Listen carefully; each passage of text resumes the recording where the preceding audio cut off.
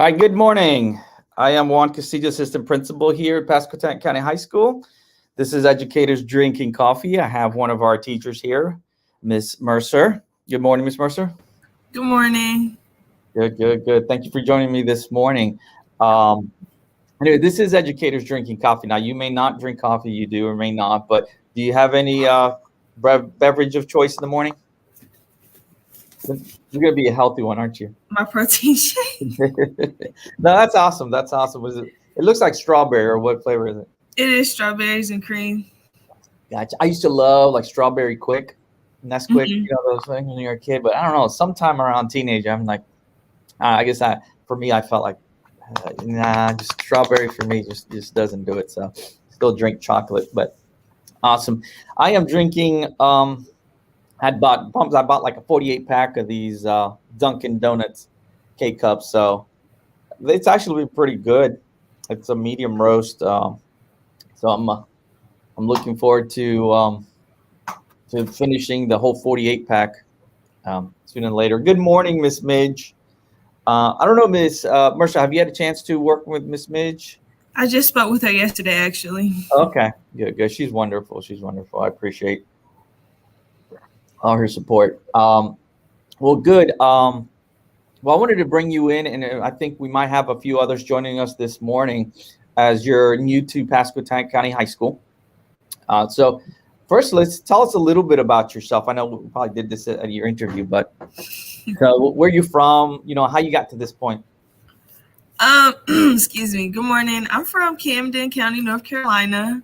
Mm-hmm. I attended all elementary school, middle, and high school there, and then I went to North Carolina A&T to receive my undergraduate degree in speech pathology. Mm-hmm. And I studied abroad and got my experience in special education.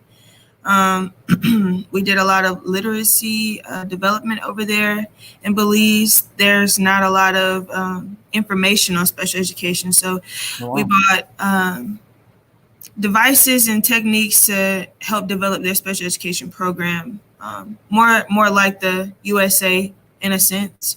So I just got a lot of raw experience because there really wasn't a guideline, so I really could just use my creativity. And so, yeah, that's how I did not know that. That is awesome. I love the fact. I mean, that's awesome. But before I go any further, this is usually Thursdays is the one day.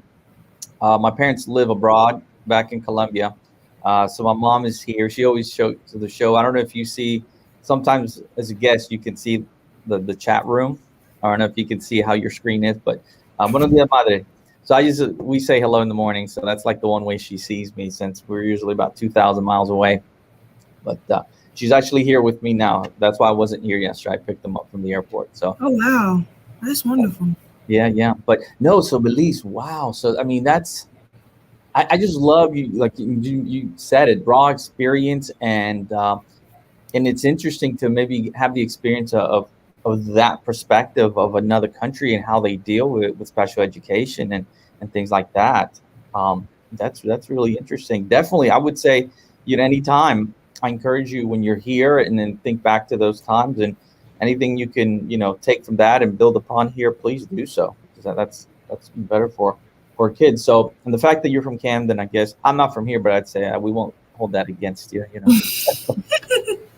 But no, we appreciate it. So, what drove you to special education? My mother. She's been in special education for as long as I can remember. Mm-hmm. She's currently a EC assistant in Camden right now. When I was in high school, I got a lot of experience with speech language pathology. Mm-hmm. I knew that I wanted to be in special education, but I also kind of knew that, speech would give me a broader range, so I could be in the classroom, in the hospital, in the nursing home, preschool, so whatever. So I just took that route, but I always knew that, because I just liked it. It's that's awesome, and the fact that it's kind of in your family already. I think that's a great. Good morning, Miss Vicky. That's awesome, and to me that brings a whole nother level of passion to our kids, and because sometimes I tell people, sometimes at the beginning of my career, I started in Florida, and I think I started out substituting, and I remember having jobs, and one time was in an EC classroom, and I was not prepared for that. You know what I mean? Just Hmm. initially, it was an elementary school, and the kids just, good morning, Miss Crutch. Good morning, Uh, Miss Crutch. just wasn't prepared enough in my education and everything to be effective with that. So, and it takes a special person. And I say that because, and that's one thing also I would recommend to you is balance your the emotional side, because you get so emotionally invested in your kids. You know what I mean? And so when, just like all of our kids, but especially with special education teachers, you get, I think, more than anybody else, so invested in your kids. And it really hits hard when things don't go the way you want to, when there might be a little disappointment, but also when there's successes. I mean, it's like the highs are so high and the lows can be Hmm. so low. So be I mindful of agree. that as you begin your career to balance that. But that's awesome. Um, so that's how you got here. So what are your you know, what are some things you're looking to do? Like whether, we have a, say, go with it, or that you're maybe looking to bring, to your classroom, that you feel like maybe I didn't see this when I was doing student teaching, or when I was in school, I never saw, things like that. I wouldn't say I have anything in particular. I feel like I'm still on the learning curve because I came into this in a pandemic, so I kind of really don't know any other way of how we're doing things now. When I did my observation in clinic, I also did elementary school, and I also did all of my experience studying abroad at an elementary school. So it's been a learning curve adjusting to an older group of children, Yeah. but also still having those disabilities. So I would say I'm still adjusting to that. But the rest, yeah, I have no like particular. No problem, no problem. And I would say keep the mindset of always growing and learning. I think if we get to a point, there's a point where you kind of, the managerial part, you'll have it down packed, and that's, there may not be much of a learning from that point forward. But I would say from the instructional side, the delivery part, there's always room for, areas for growth. So always, I would encourage you to keep that mindset. Whenever you go to, professional development right now, sometimes it's so much, and you're like, some of this you find, okay, this is great, but it's so much, I don't know how I can put all this into practice. And you're not supposed to. You really are, hone your skills, figure out which ones work best, and then that. But as you get older, I think many of us get to sometimes like, oh, I've done this, did that. There's always something you can pinpoint and learn from and adapt and change. I'm sure you think about, even though, I said most of your experience here has been virtual, that even going back to when you were in school, things aren't the same as they used to be. And so the further out you get, the more you see that difference. I think about, my time when I was in high school, and my time, when I was began teaching. I began teaching, was it, I think, the year before 9/11. So I guess, what was it, 2000, something like that. I can't believe it's been that long. So, but cool. Give me a sec. So, what are some things here that, you're kind of like looking at getting to? I know you kids are going to be coming back. So what are you looking forward to as far as that?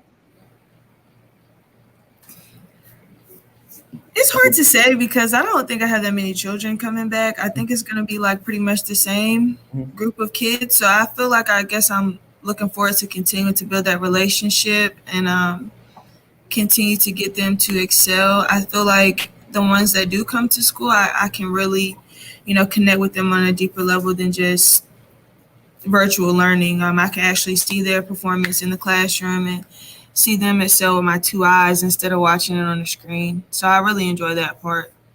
Oh no, Um, that's great. And same thing. I would say continue to build relationships are so key in all areas of teaching, but also, I think in special education, um, because you really have to work, I think, on kids sometimes self-confidence, and it's hard for it's hard for somebody to open up to you and allow you to help them if they don't trust you, if you don't have that relationship.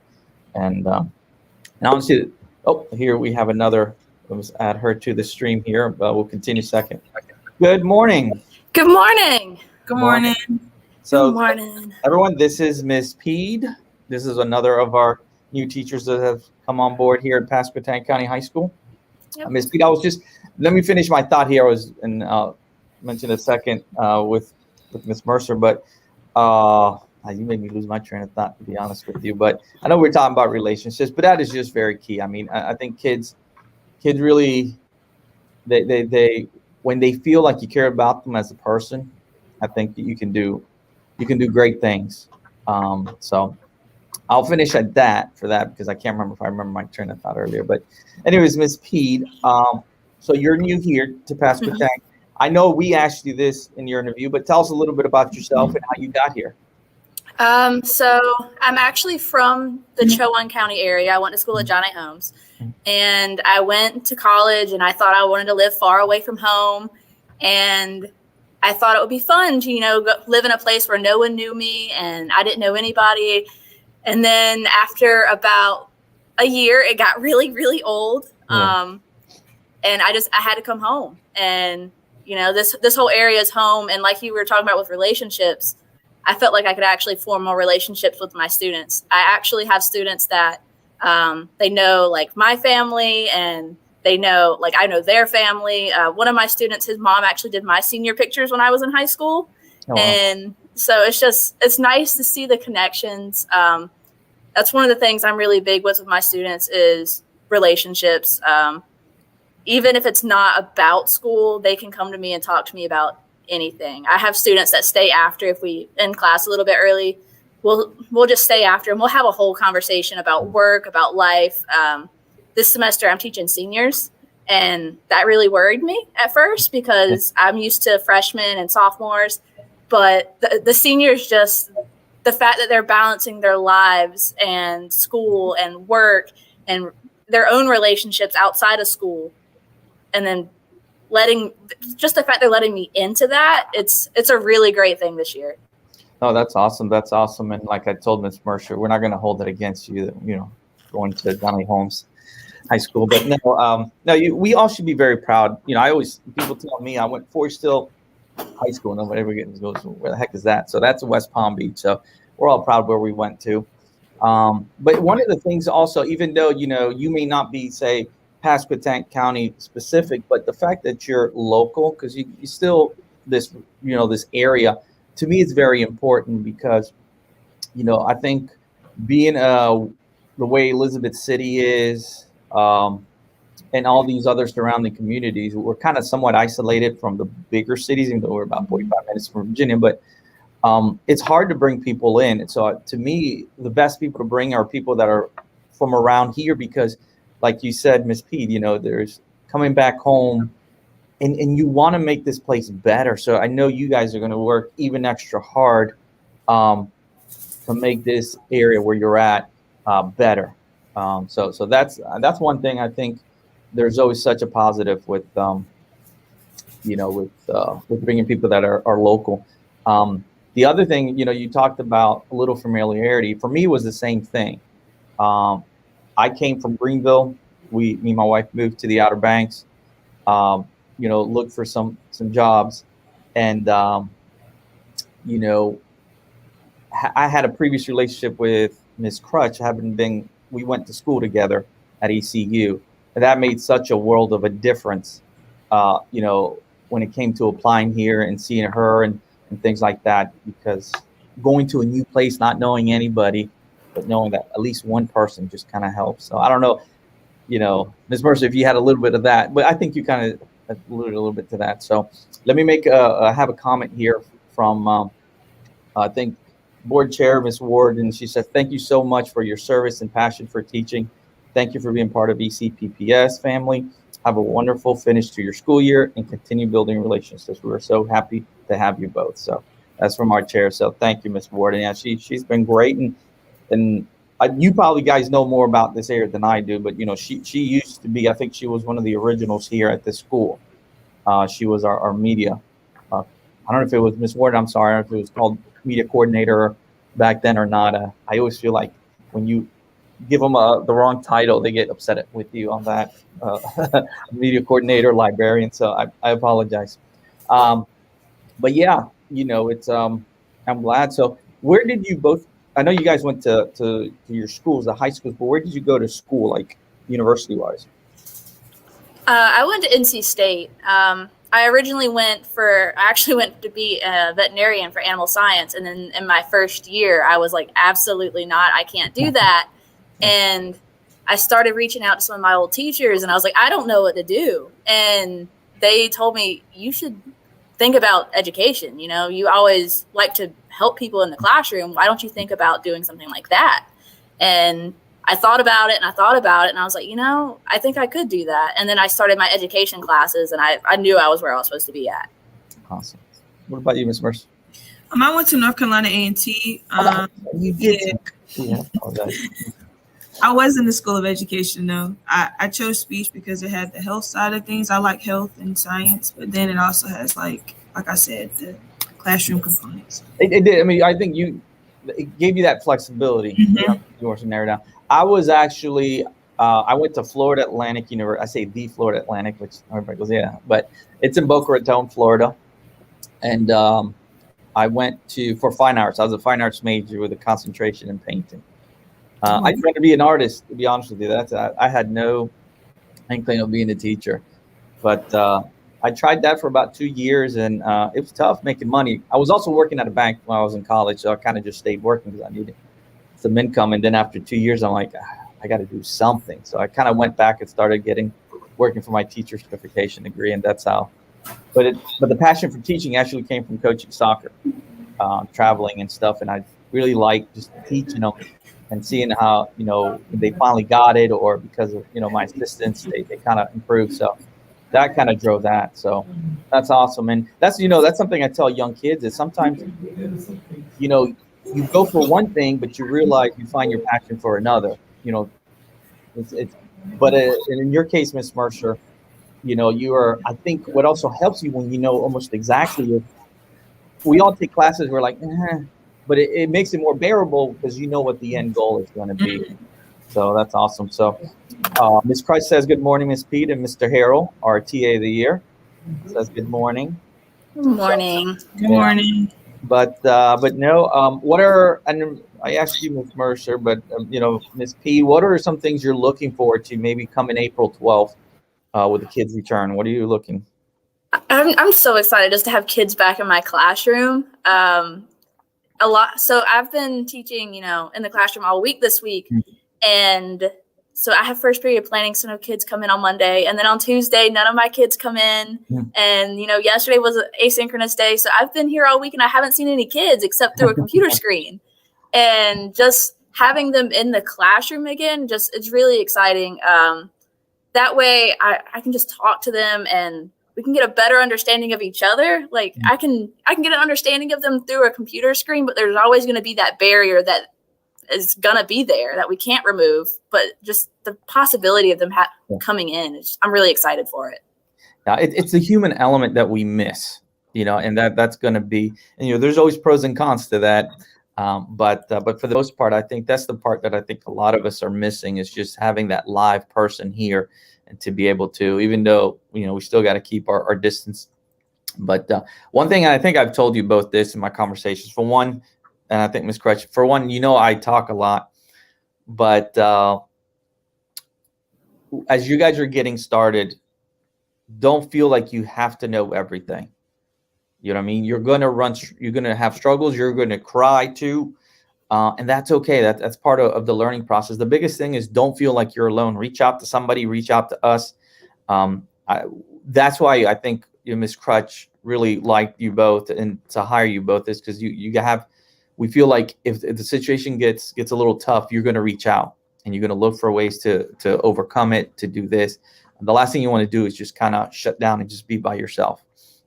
I think one thing about, this school is we really try to help each other and find also the connection with it, whether it's your mentor or a peer, that you build a good relationship, because that's going to help you get through some of those tough times. So, well, I know it's a little short, but I know it's around 8:20. I want to give you all at least a little bit of time to kind of prepare for your morning sessions. But I do appreciate both of you.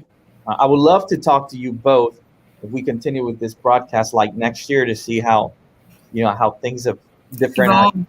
Yes, definitely. Yes. So we got to kind of put it down somewhere and get an opportunity to talk again. So again, I really do appreciate you both taking your time this morning. I know it was early. And Miss Pete, I never asked you, what do you like drinking in the morning? So I used to really enjoy coffee, but I'm trying to get off of caffeine in general. I set goals every month with my classes, and one of my goals for March was to drink a lot less caffeine and only limit myself to like 1 soda a day and a coffee every other day. So I've been drinking water, but this is like a flavored water thing, and so it's been helping, but that's what I'm attempting to do. But I'm trying to set goals with my classes, so maybe we'll all follow through. That's cool. That's cool. All right. Well, I appreciate you both here. Thank you for joining me this morning, and everyone who joins in. And usually this once it goes out, more people start seeing it in the afternoon. So thank you. Lastly, Ms. Midge says thank you to both of you for what you do every day. So thank you both, and goodbye, everybody. Bye.